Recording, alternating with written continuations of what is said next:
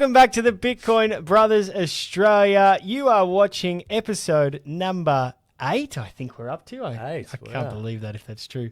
It has been one of the biggest few days in Bitcoin, joined by the great man, Marcus Joyner. How are you, mate? Thank you, mate. Thank you for having me. Oh, mate, I'm so stoked. Like I just said, I'm feeling quite uncomfortable right here, but I'm very excited. Very excited to have a chat about what's happening. Well, it's just been such an awesome few days, and I'm so glad we could get you in, because some of the things we're going to talk about tonight are other cryptos as well, which I know you've dabbled in.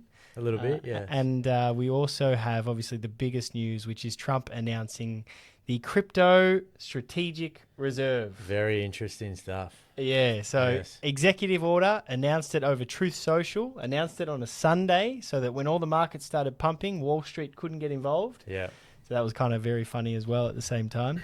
As predicted a few weeks ago on the podcast, we said that we think that in the reserve there's going to be not just Bitcoin, but a few other things that he's going to say. Yeah. Just judging by some of the rhetoric and some of the talk and some of the meetings he was having. Yeah. And it turned out to be true that he has announced that Bitcoin, Ethereum, Solana, XRP, and Cardano would all be part of a crypto strategic reserve in the US.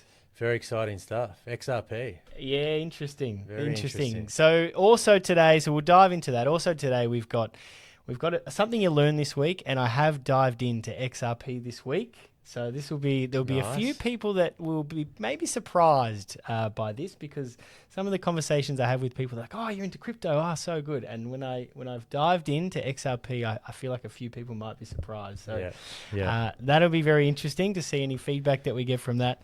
We've got some other news as well. The Bitcoin dip we'll dive into your journey. Yeah, making me a little nervous, Joshy. and there's a few other little segments too. So tweets of the week, we've had some interesting ones. So a new segment. And as I said, there's something you learned this week. So we'll get stuck straight into it, mate. Love that you're here. Yeah, thank you for having me. As I said off the top, the biggest Bitcoin news is the crypto reserve that Trump has announced for the executive order. So what it means that it will go ahead.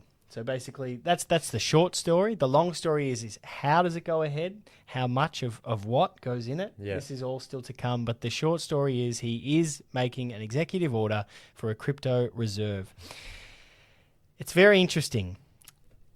America have said that they're going to purchase these assets. There's been a lot of kind of feedback in terms of, so Bitcoin is digital gold, so Bitcoin should be in it. It's hard money, it's sound money. You have to have Bitcoin as your strategic reserve.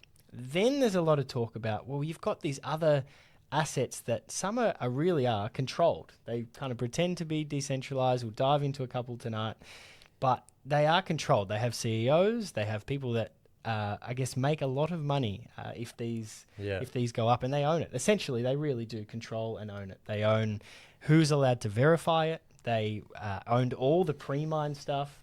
It's really interesting, isn't it? Yeah. So, and some of the arguments across social media and the big discussions around this is that, like, well, if you're going to do that, then why are you not putting Google shares in a strategic reserve? That's been a very solid asset. Fair point. Why are you not putting Amazon shares? Why are you not putting Tesla shares with the way that they're going? Yeah. So it's like interesting if you're gonna not pick some things, I guess, that are decentralized, that are sound and hard money, why don't you put in the Trump meme coin? Just pump that one up. Yeah. So it's been a whole heap of discussions. Lots to talk about, I think. Yeah, lots to talk about. So what do we know? So we know that the executive order doesn't mean that it happens overnight. We know that it will speed things up. Do they have a time frame generally for that, or? Yeah, so that's a really good question. So there's a committee meeting on March the 7th. It's like a crypto round table with all the people that Trump has appointed to be in charge of that. Yeah. In that meeting, they'll have to decide things like how much of what do they buy? How much do they spend on each, I guess, crypto asset? Yeah. And then what's the timeline going to be? If they're spending a certain amount of money, they have to get it through Congress still. Treasury still has to kind of tick it off. And then you've got things, because I was talking about before, the SEC is still in like legal battles with some of these things. So the SEC is still in legal battles with things like XRP. Looks like it might be finishing, but like, is that even going to be allowed? Is that even going to be... Like it's really, really interesting. It's interesting, yeah. It'll be a crazy few kind of weeks. But yeah, March 7, big round table. and we'll probably get more of a timeline. But we know that, yes, they will have to make a framework. They will have to release that framework to the public. Yeah. And if it is going to be big, it probably will need to go through Congress and be ticked off by a few other people, even though it is going to be an executive order. Yeah. So the investment is long term, obviously. Yeah, that's right. Yeah, that's a great point. Is that I think in the way that it hopefully will be done, if I don't know if they'll all get in, but if whatever crypto does get into this reserve and the way that they'll be done, I think it will be so that in 4 years' time, if a different government won, they wouldn't be able to get rid of it because it has gone through Congress and ticked off all the legal things that it needs to tick off. Yeah. So that's interesting. The other interesting part is there is a bill in the Senate at the moment, and the bill basically says that they want to buy 1 million Bitcoin over a 5-year period. So if that is the plan, then you just don't have that much longer to buy some Bitcoin. Yes. So that's a part of, I guess, something that is going to be discussed. And just wowee. Yes, it's very exciting. Yeah, it is. It's exciting, but also a little bit nervous just for the unknown.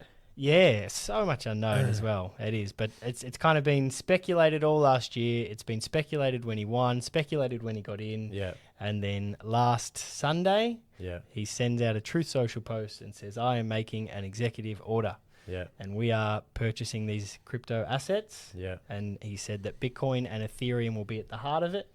And we will also have those other ones I spoke about before. So, and then we saw a little rise there, and then we saw it dropped 10%. It's so again. Do you know? So this is such a glad you said that. So there was a $200 million leverage kind of bet, if you like, on Bitcoin and Ethereum an hour before his tweet. Wow! And I think it made like $10 billion and then sold. So it literally went up $10,000 in a day and then dropped $10,000 in a day. Someone's made some big Someone money. makes some big money. I mean, most of the other cryptos are the same. They all had this huge pump when the announcement made, and then they've all just had this correction since. So very, very, very interesting. Yeah, it's a good point. Very good point. Next part of the news it's a great segue, is the Bitcoin dip.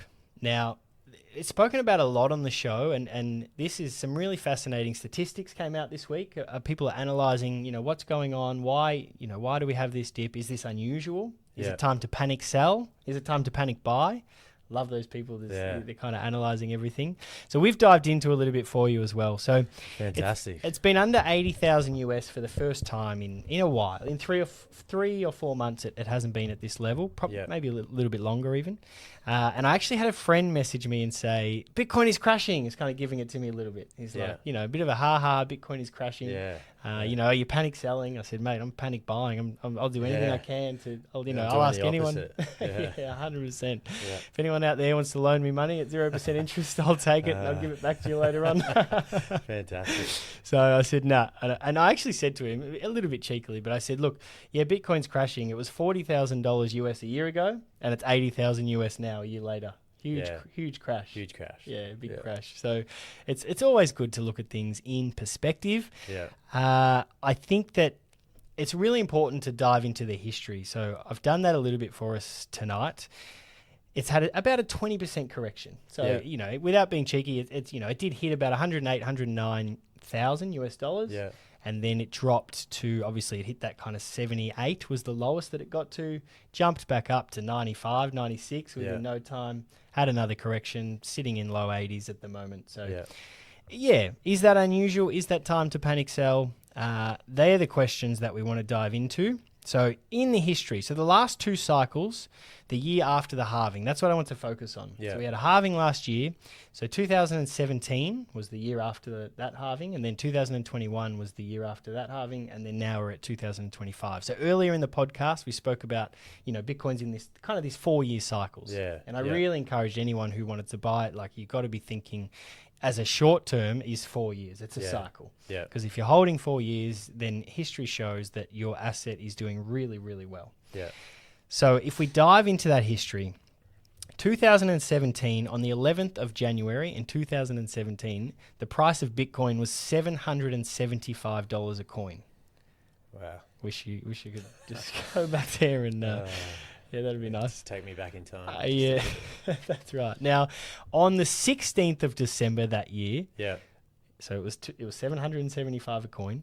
The same year, on the 16th of December, it was $19,343 a coin. So you look at that and you're like, wow, that's a percentage increase of 2,396%. So that's the year after 2 halvings ago, basically. Yeah. That's that 2 cycles ago. Now, to put that into perspective, if we were to follow that cycle in 2025, the price of Bitcoin at the very start of 2025 was $90,000. And if we followed that same pattern, we'd be looking at about a price of $2,246,000 at the end of 2025. All right, so Fingers across, Josh. Fingers across. Well, imagine that. Now, but here's the really interesting thing that I think people that haven't done the research won't know. Yeah. And in that year, so you look at that year, like what? Over a 2,000% gain within that year. In that year, it had a couple of dips of over 35%. Wow.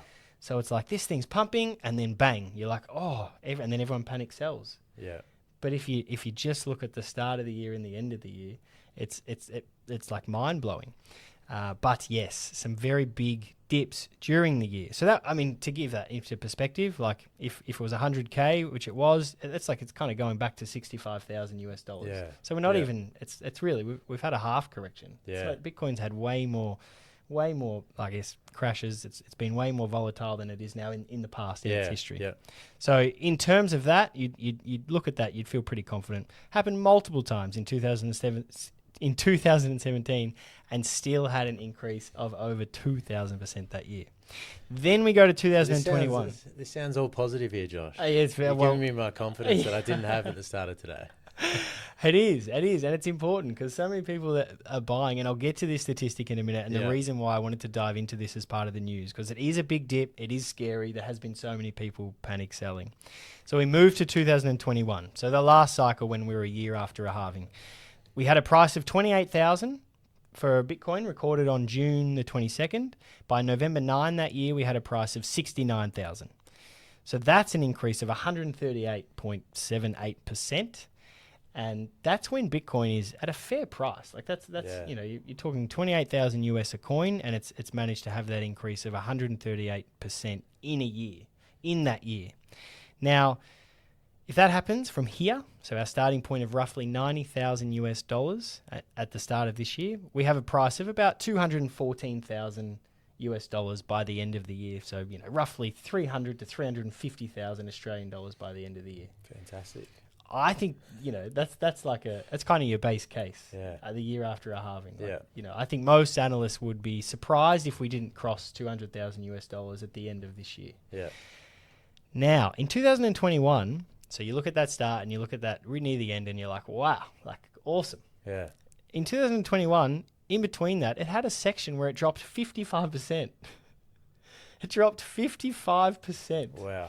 So again, that's like looking at your Bitcoin going, oh, how good's this? 100,000 US dollars. And then, now it's just dropped every day and it's trading for 45,000 US dollars.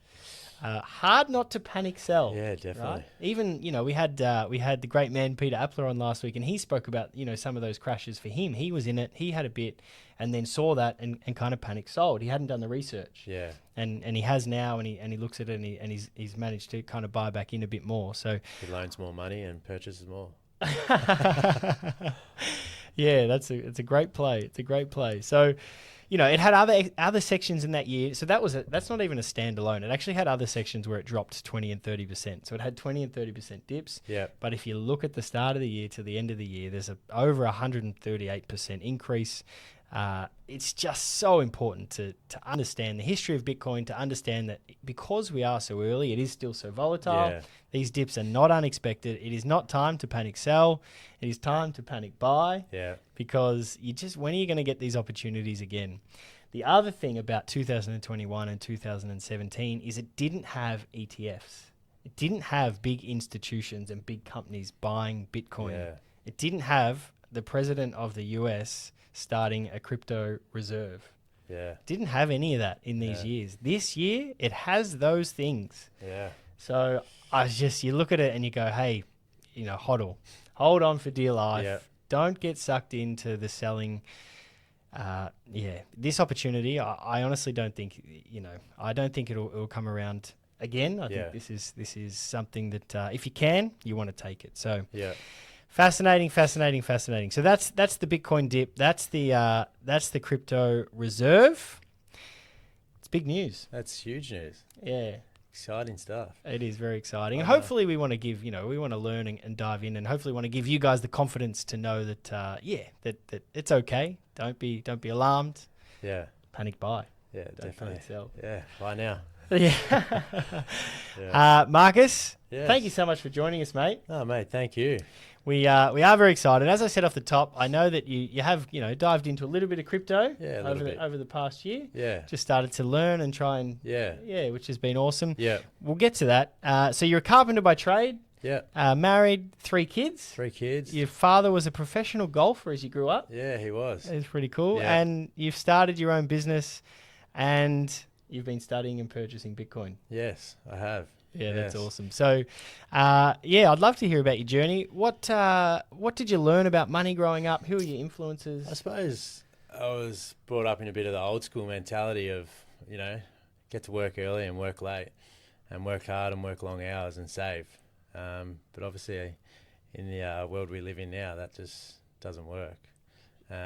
Inflation. And then my brother he opened my eyes to it probably 4 or 5 years ago. We're sort of like chalk and cheese a bit, and he had the brains, and then I'd not so much. You had the work ethic. The work ethic, yeah. It's only come by since I've had children that I thought, you know what, rather than putting it away in savings, I'd rather put it into shares or Bitcoin as such. Yeah. And my brother-in-law, Josh, who's sitting right next to me, he filled me with some more information, and I just kept asking questions, and now it's become very interesting. It's become a bit of a hobby as such, listening to some podcasts and just having a bit more of an understanding, as I was pretty green sort of a year ago. Just of nowhere. Have the confidence to know where to put your money and put your money there, and like you said, just hold. Yeah. Not panic sell and look long term rather than short term, and I'm pretty excited about what's ahead by the looks of things, but also there comes nerves. Yeah, for sure. But yeah, that's sort of my journey with money. Yeah. I was a bit of I'd work hard, save and spend. I travelled a lot, and I'd spend my money, and but now, it's definitely sort of focusing more on the future, and like I said, with my own business and family and 3 kids as a priority, it's time to invest that money in other things. So. Yeah, that's awesome. And you spoke about, we've spoken about too, like the talk about purchasing power and that idea that work hard and save, but then all of a sudden, why can't I buy as much as I used to be able to buy? And exactly that kind of idea that is happening a lot around us. Yeah, really cool. Growing up, influences Growing up, influences, it's pretty close to home, really. It was like my mum and my father, big influences in my life. But you obviously have your footy idols and stuff like that. But they were probably my 2 biggest influences in my life. Yeah. Looking back, not realising probably at that young age. Yeah, so true. But definitely my biggest influences growing up. And what about in terms of money and savings?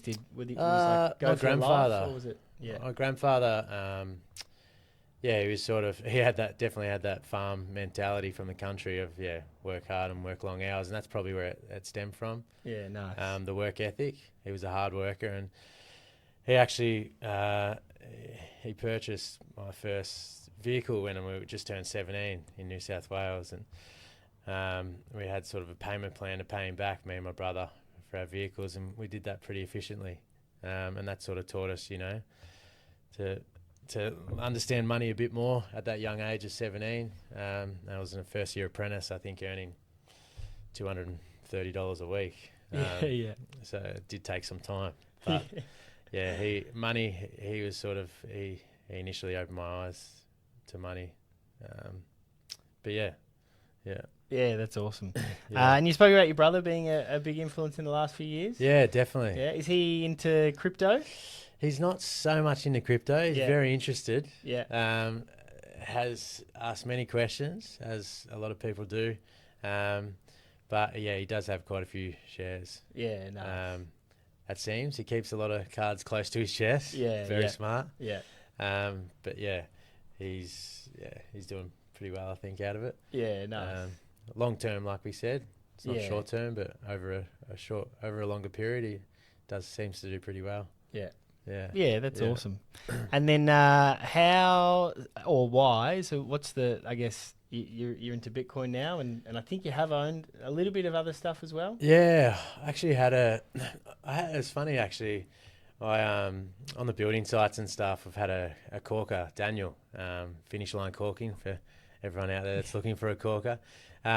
He sort of mentioned it a few years ago that, he was buying bars of silver and gold, and he just listened to podcasts all day, and I was like, what do you listen to each day? And he just started to, fill me with some knowledge, and then he introduced me to this group that he had and friends that were sort of investing in crypto, and just by reading that, it became very interesting, and being a part of that group, and then obviously now with yourself, just talking to you about it all, and it's become very interesting. It feels like it's a little bit of gambling in a way, as such. It feels like at the moment, because I don't have as much knowledge as others, but I'm learning, and it's exciting.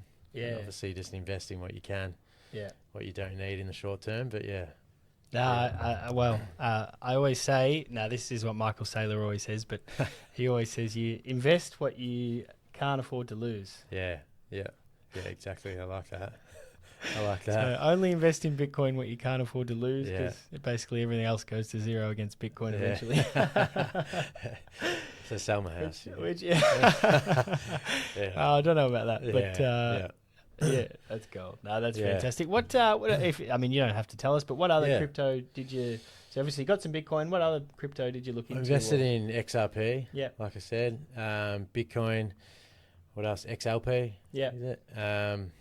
And then Flare, yeah, which is a bit of a drop at the moment. Yeah, okay. But hopefully it returns back up. But like I said, that's long term. Yeah. And I'm also learning about those things as well. Yeah. Yeah, nice. Well, that's good, because that kind of gives us a good segue with to the next part of our show, and that is a segment that I introduced a few weeks ago. Exciting. And it's been fun, because from the start I always said, like, hey, we want to be learning together, we want to keep growing. Like I always, every episode, I call myself a bit of a pleb. There's things that I'll be like, people will say or ask me, and I'll be like, oh, actually I'm not sure about that, like, let's go learn about it, let's go research. So obviously this week, really big news. There's been a lot of talk, some social media wars, Bitcoin versus XRP.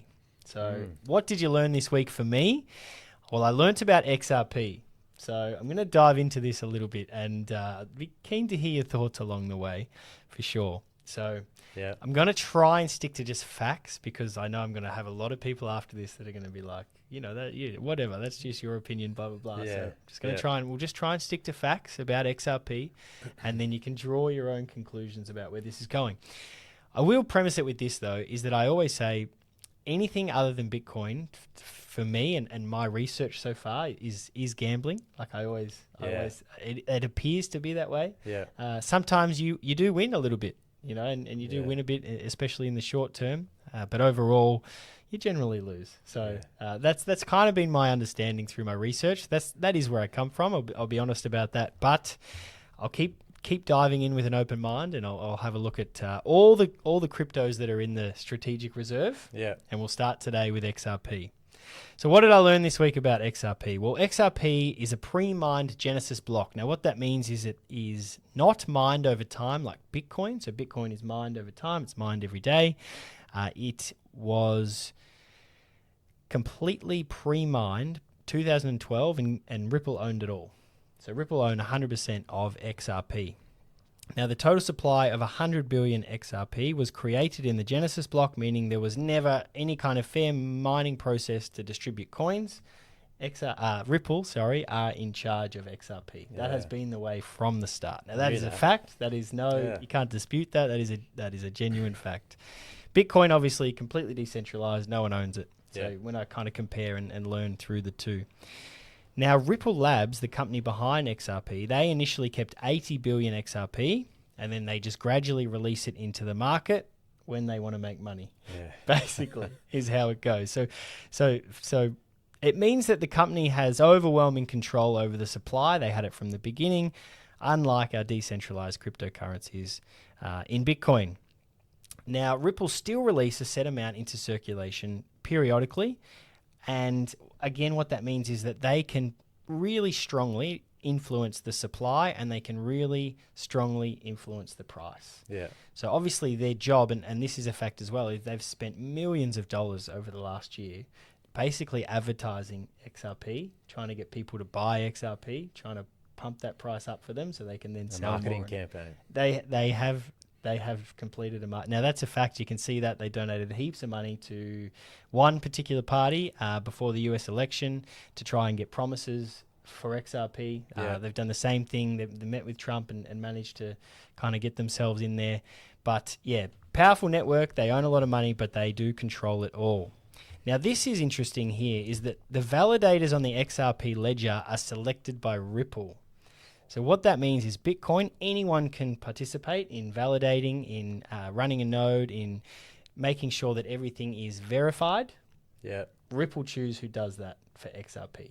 Right. So we can't just like open a computer if we know what we're doing and then be like, oh yeah, I can verify everything that's happening. No, Ripple control who verifies that. Yeah. So that's a fact. Because they run on a proof of stake, not a proof of work. So all these other cryptos that are in this reserve, they all run on a proof of stake. I spoke about it early, not a proof of work. Yeah. So Bitcoin, anyone can go on. Everyone has the same power. No one can control it. These other ones, if you have more, you control it. So that is. So what are you saying? Just invest in Bitcoin, or? Well, so far, I mean, this is what I've learned, right, about XRP. It does get a little bit better. So I think the really big one for me is that if you speak to XRP people, they'll tell you that XRP is the technology for the banks, that all the banks will use XRP and want to use XRP, and that's what all the banks use now, and that's why XRP is going to go so high. That's what they say. The fact is... Which this is what I believed. Yeah, Yes. because that's what they sell. Yes. Right? But the fact is that Ripple have other technologies like Xcurrent and other things, and the bank use all of those more than they use XRP. XRP is not the number one thing used by the banks. It's not even Ripple's number one thing used by the banks. Now, that's a fact that you can look up, and that's a fact that people that like XRP will say, no, it's for the banks, blah, blah, blah. Well, factually, it's not. Wow. So that was really interesting to me. And then this is the kicker. So in 2022, researchers discovered that 32,000 XRP transactions disappeared. Gone from the public ledger. So their Genesis block is not number one. Yeah. They start at block 32,000. What happened to the first 32,000 blocks? Yeah. Who's verifying that? What do you mean? Who's got them? What do you mean you're missing 32,000 XRP transactions?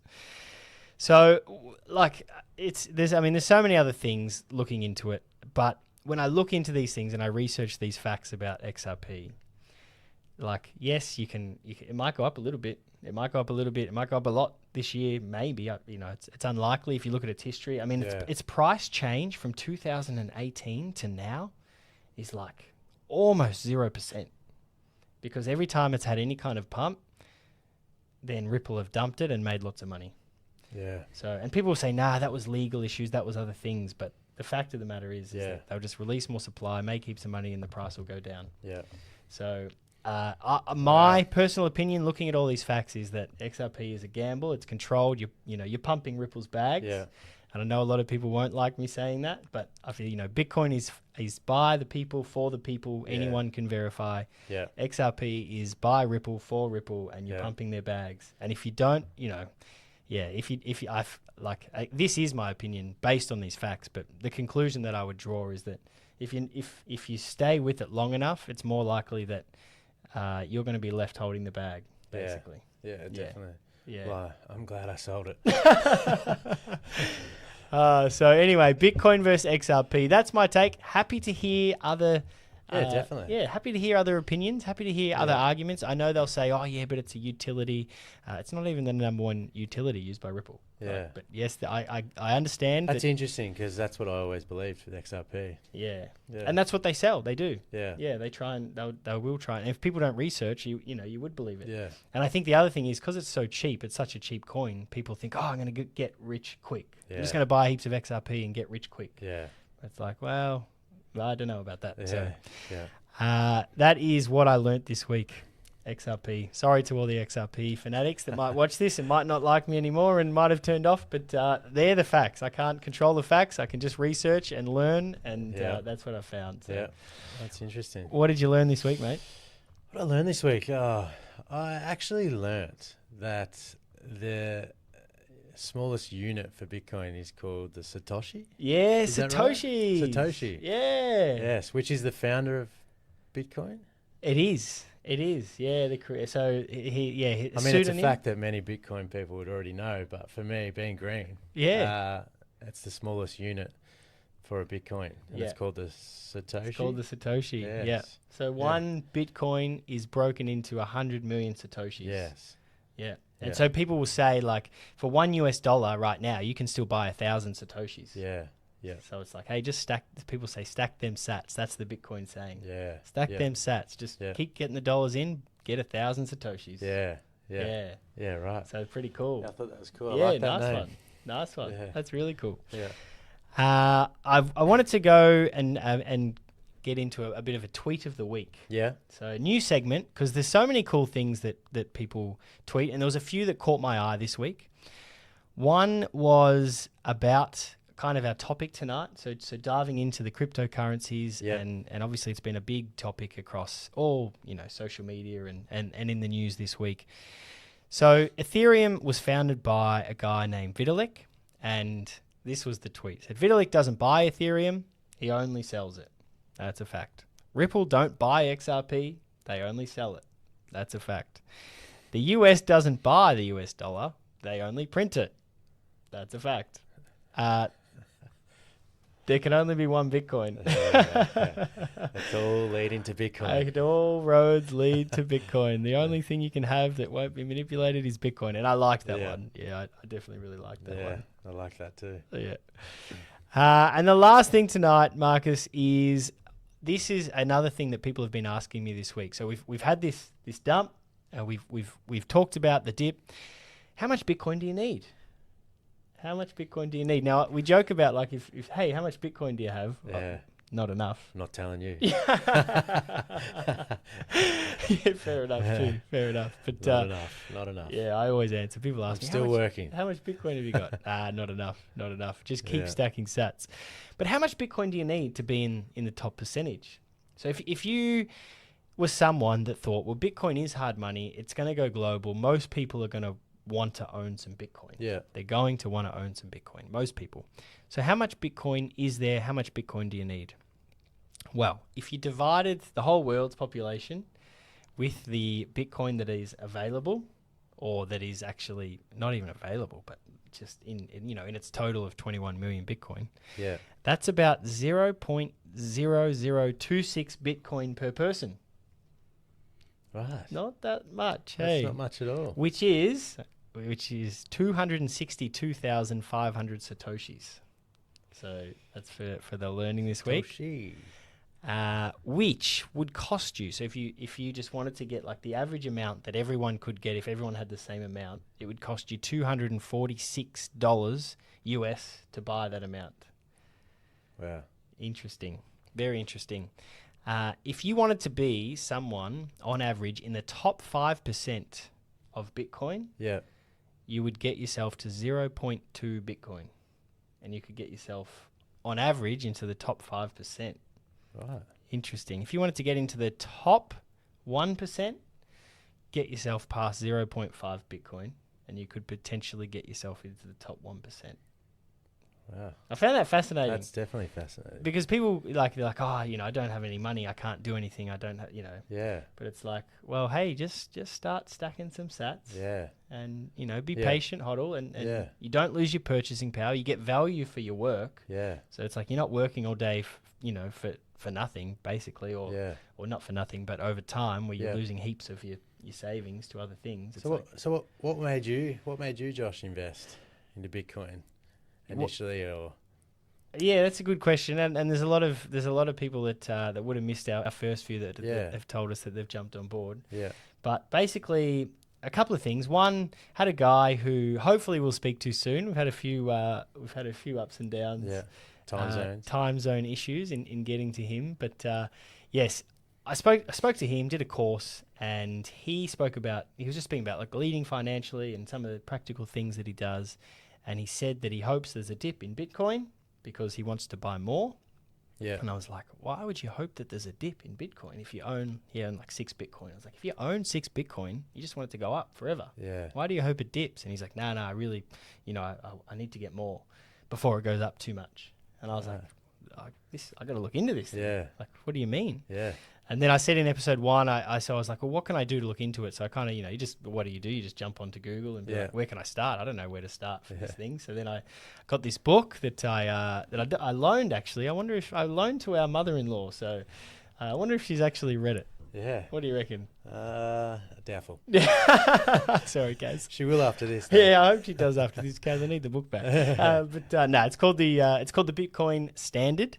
And it just went into the history of money and the history of finance, and it blew my mind. It really blew my mind. There was so many stories in there about the way that society throughout history has used currency, and the way that basically I learnt about hard money and sound money, and it was really clear after learning about some of these topics and these terms, it was really clear that what we have right now is not hard money and not sound money, because we can work all year and then the government can just print money when they feel like it. Yeah. And they do because, they feel like they have to. Yeah. But it just makes inflation go up. It makes our purchasing power go less. So it's like, what do you do? How do you not lose your purchasing power? Yeah.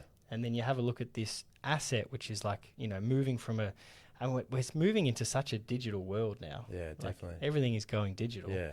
And we spoke about like really early on, like, the cash, almost like a cashless society type of thing, which some people are kind of pushing towards. Yeah. Well, it's like, well, what's the best type of digital money there is?